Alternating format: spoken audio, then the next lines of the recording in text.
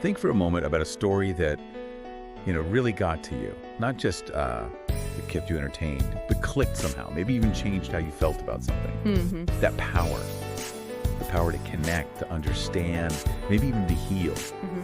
That's what we're digging into today. We're looking closely at some material that explores how storytelling, well, it might be more than just a way to pass the time. It could be this really fundamental tool for processing our feelings and building real connections, especially now when things can feel weirdly disconnected sometimes. Yeah, exactly. The source we're looking at today, it shares a very personal journey, but it also steps back and reflects on why telling stories and hearing them feels so important right now. Okay. So our goal here, our sort of mission for this deep dive, is to try and grasp why this source sees storytelling as this genuine force for healing, and how it connects to that feeling of isolation lots of us, seem to be experiencing. So the source kicks off with a pretty big claim, actually. It says storytelling has been a healing tool for centuries. Not some new trend, but woven into how humans operate. Deeply rooted. What does that longevity, that deep history suggest about how essential it is for us? Well, what's really interesting is how it immediately puts that ancient practice right next to a very modern problem, which is the struggle lots of people have just expressing how they feel, authentically, and the isolation that comes from that. Okay. The source points out, we're living in this time with all this amazing digital connection, supposedly. Constantly online. But at the same time, mental well-being is a huge growing concern, which kind of suggests that maybe it's the quality of our connections, not just the quantity, that really matters. It's a real paradox, isn't it? We're swimming in digital interactions, seeing these polished little glimpses of lives. Right, the highlight reel. Yeah. But the source calls this a false sense of connection. What's the actual difference, do you think, between flicking through social media and really sharing a story? Why the disconnect? Well, think about how our brains even process it. Those quick hits on social media, they often give you that little dopamine buzz, right? Novelty, seeing what others are up to. Sure. But they might lack that sustained focus, that sort of empathetic mirroring that happens when someone shares something personal and you're really listening. Okay, so it's a different kind of attention. Yeah, research, like in social neuroscience, suggests these deeper interactions fire up different brain circuits linked more to trust and genuine understanding. The quick fleeting stuff online maybe just doesn't let us do that sustained emotional processing that storytelling allows for. That makes sense. And given those impacts of isolation, the source mentions increased stress, anxiety, depression, really serious The stuff. devastating effects, yeah. It figures people would be actively looking for ways to push back against that disconnection, right? The source mentions creative outlets, writing, art, music, ways to get things out when maybe talking directly feels hard.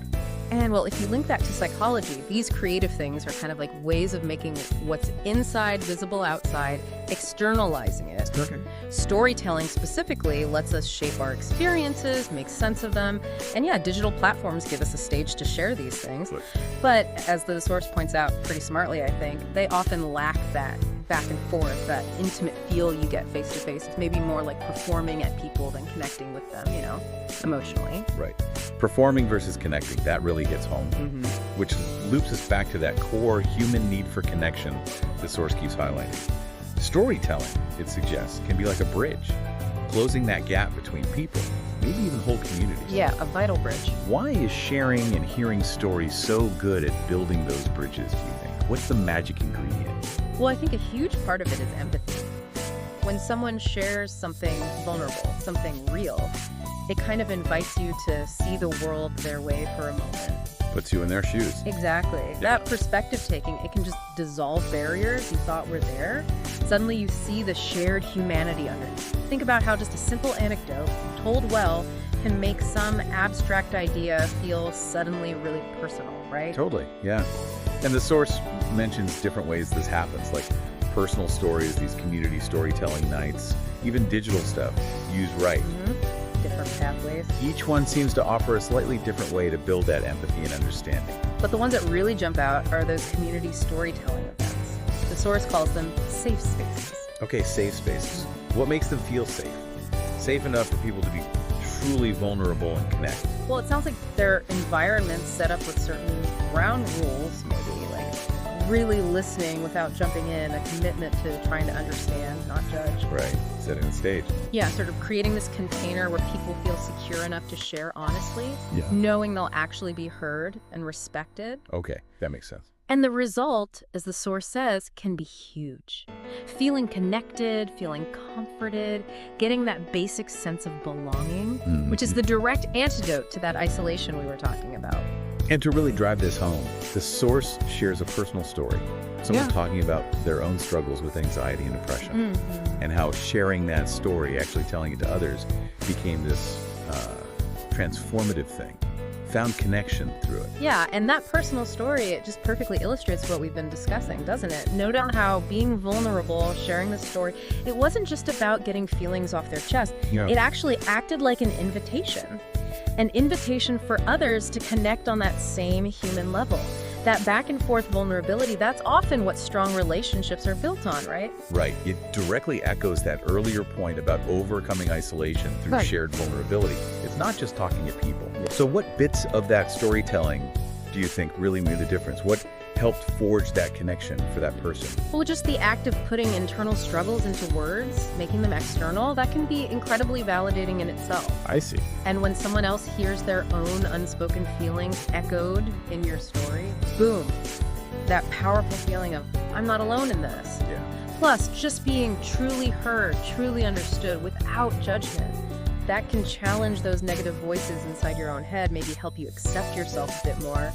It's moving from a private battle to like a shared human thing. The source calls it a powerful experience and hopes it inspires others, which speaks to that ripple effect, you know. Definitely. One person finds the courage, shares, maybe that gives someone else permission or courage to do the same, creating this whole web of connection. And that really hits on the idea that storytelling can break down barriers and connect people deeply, helping us get through tough times, not alone, but with shared understanding, with support.